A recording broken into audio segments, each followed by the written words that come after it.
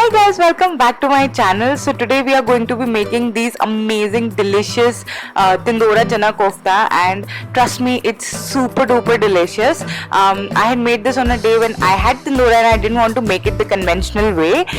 So here I've taken 1 cup of finely chopped tindora, and also I've taken 2 cups of black chana which I had soaked overnight and then boiled them. Also added half teaspoon baking soda to the pressure cooker, so that makes your chana very soft, very mushy. Now I'm going to use a masher to mash them.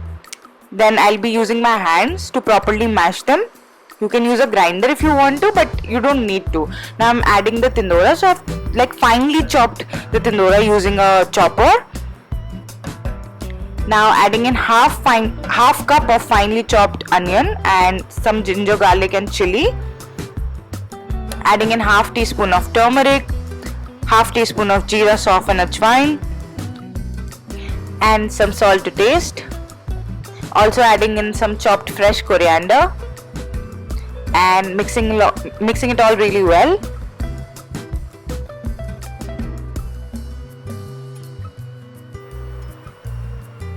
Now adding in 1/4 teaspoon of garam masala and just giving it a good mix.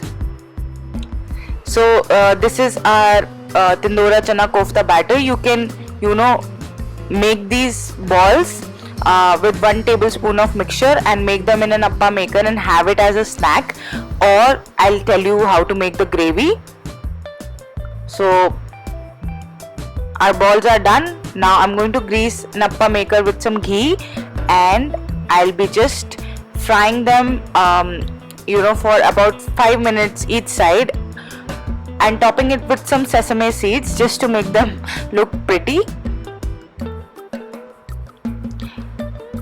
Now when you are turning them, you need to use a spoon, don't use a knife, because these are really soft, so you need to be careful with that. Once they are done, both the sides, they look like this, and trust me, they are so delicious. You can have them as your snack. But now I'm going to make a gravy. You can make your gravy like you make your normal gravy, but then I'm telling you how I make it. So I've added some oil, some bay leaf, 1 bay leaf, 1 red chili, adding in clove, cumin seeds, star anise, and just frying them all. I forgot to add black cardamom. You can add that too.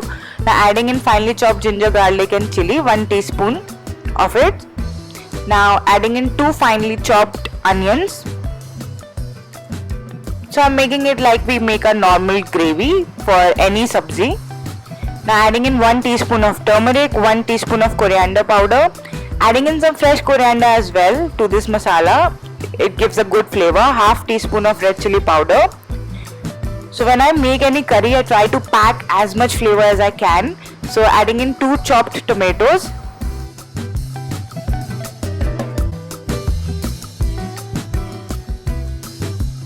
Now adding in 1 teaspoon of Punjabi chole masala. You can add normal chole masala, whatever you have.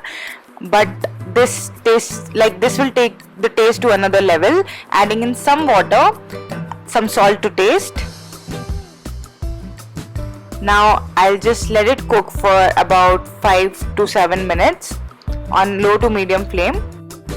Adding in 1/4 teaspoon of garam masala as well. So the secret to a good curry is how well it's cooked, as in you need to cook your tomato and onion till the time they start leaving the oil, and of course the spices make a huge lot of difference. I have added 2 tablespoons of curd to this curry. Now some people add milk to the curry. You can do whatever you want. I have added 2 tablespoons of curd, and now I'm just blending it with the curry and adding in some water to adjust the consistency. Now once your curry is done, you can add in your kofta balls, which are super soft, and really has a melt in your mouth kind of texture. They are like kebabs. The tindora give them the much needed bite, and trust me, you haven't made tindora or kofta like this ever before. So yeah, please do give it a try and let me know your feedback. Also, chana and tindora both are extremely healthy. Kala chana is very healthy. It's rich in iron, rich in B6, extremely good for you, and tindora is also rich in fiber. So yeah, it's a healthy dish. Let me know if you like it or not, and yeah, stay tuned for more such recipes. Take care. Happy cooking. Bye bye.